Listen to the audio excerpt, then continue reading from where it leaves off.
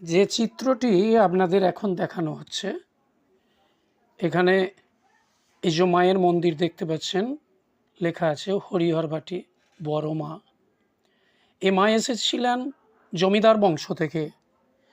জমিদার বংশ থেকে এই ভট্টাচার্য বংশের, যার নাম ছিল তারাচাঁদ সর্বেশ্বর, তিনি এই মাকে জমিদার বংশ থেকে এনেছিলেন দীর্ঘ 500-600 বছর আগে, এবং তখন থেকেই পুজো চলছিল।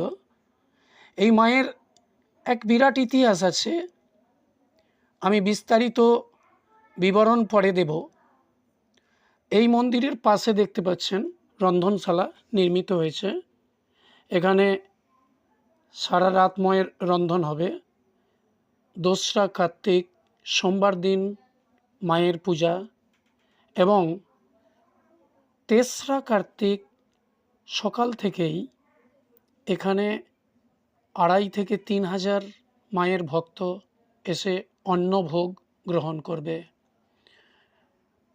এবং পাশেই আছে বাবা মহেশ্বরের মন্দির, এবং দেখতে পাচ্ছেন আরও আছে আটচালা, যেটা নির্মিত হয়েছে, এবং এই মায়ের